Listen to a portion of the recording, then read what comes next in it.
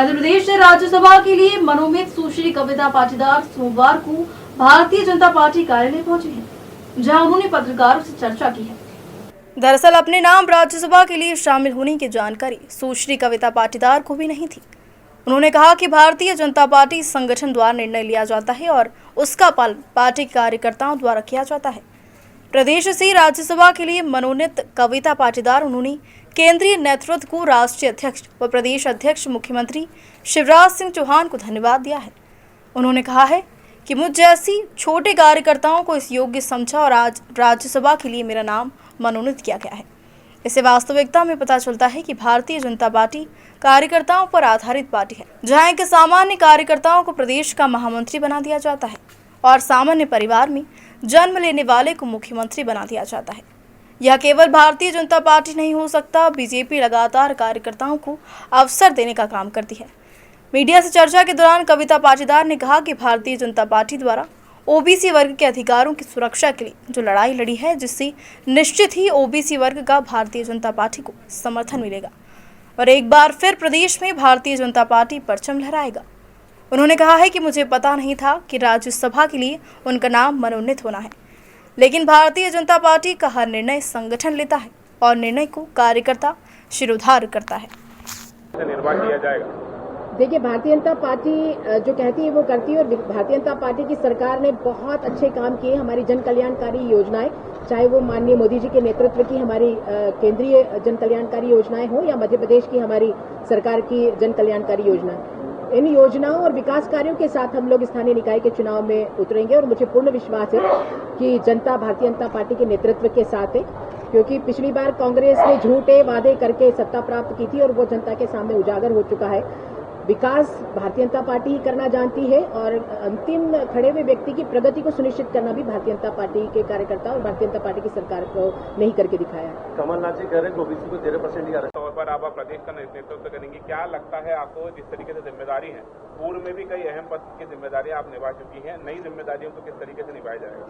देखिए, सर्वप्रथम तो मैं अपने केंद्रीय नेतृत्व को, हमारे सम्मानीय प्रधानमंत्री माननीय मोदी जी को, हमारे राष्ट्रीय अध्यक्ष माननीय जगत प्रकाश नड्डा जी को, हमारे प्रदेश के सरल और यशस्वी मुख्यमंत्री माननीय शिवराज सिंह चौहान जी को, हमारे प्रदेश के शुभंकर प्रदेश अध्यक्ष माननीय विष्णुदत्त शर्मा जी को बहुत बहुत धन्यवाद प्रेषित करती हूँ। मुझ जैसी छोटी सी कार्यकर्ता को उन्होंने इस योग्य समझा और वास्तविकता में देखा जाए तो ये भारतीय जनता पार्टी ही है जो कार्यकर्ता पर आधारित पार्टी, ऐसा हम बोलते हैं और वास्तविकता भी यही है।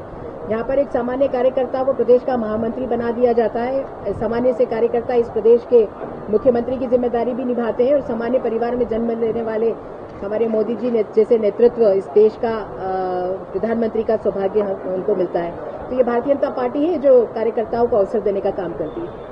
उस समय आपको जिम्मेदारी दी है जब मध्य प्रदेश में पंचायत चुनाव के साथ ही निकाय चुनाव नगरीय निकाय चुनाव आपको नाम आगे बढ़ाया गया, तो ओबीसी वोट बैंक कहीं न कहीं से पार्टी के साथ जुड़ेंगे। देखिए, भारतीय जनता पार्टी ने ओबीसी के अधिकारों की सुरक्षा की जो लड़ाई लड़ी है, उससे निश्चित ही ओबीसी वर्ग का साथ भारतीय जनता पार्टी को मिलेगा और साथ ही हमारी योजनाएं और हमारे विकास हम सबके साथ है और निश्चित ही स्थानीय निकाय चुनाव में भारतीय जनता पार्टी का परचम लहराएगा। दीदी, एक और नाम फाइनल होने की उम्मीद है क्योंकि कल नामांकन होना है। देखिए, भारतीय जनता पार्टी, मुझे ही नहीं पता था कि मेरा नाम घोषित होने वाला है। भारतीय जनता पार्टी का हर निर्णय हमारा संगठन करता है और संगठन जो निर्णय करता है हम कार्यकर्ता शिरोधार्य के साथ उसको मानते हैं। देखिए, कमलनाथ जी को सोचना चाहिए उनके शब्दों के बारे में, क्योंकि ये सब जानते हैं, पूरी जनता जानती है कि ओबीसी को आरक्षण देने के झूठे वादे और छलावा कांग्रेस ने और कमलनाथ जी ने किया है। पूरे मध्य प्रदेश में 27% ओबीसी की संख्या है। यह आंकड़ा गलत उन्होंने ही विधानसभा में प्रस्तुत किया और उसके बाद 27% आरक्षण की बात कहते हैं, तो ये जनता के सामने ज्यादा दिन तक उनका झूठ छुपा नहीं रह सकता। और ये भारतीय जनता पार्टी की सरकार और संगठन है जो दृढ़ संकल्पित थी कि हम बिना ओबीसी आरक्षण के स्थानीय निकाय के चुनाव नहीं करवाएंगे। उन्होंने संघर्ष और प्रयास किया और उसमें सफलता भी मिली और हम स्थानीय निकाय अब ओबीसी आरक्षण के साथ करने जा रहे हैं। और जनता जानती है, मध्य प्रदेश में ओबीसी मुख्यमंत्री भी भारतीय जनता पार्टी ने दिया है और आज आप सबके सामने राज्यसभा के उम्मीदवार के रूप में मैं भी ओबीसी वर्ग से आती हूँ, जबकि कांग्रेस ने विवेक तनखा को उतारा है। अब राजधानी पहुंचेंगे, आप दिल्ली पहुंच जाएंगे, क्या चुनौती रहेगी? देखिए, मैं सौभाग्यशाली हूँ कि माँ अहिल्या की इस नगरी में मेरा जन्म हुआ है। मैं महू से हूँ और डॉक्टर अम्बेडकर जी की जन्मस्थली से हूँ।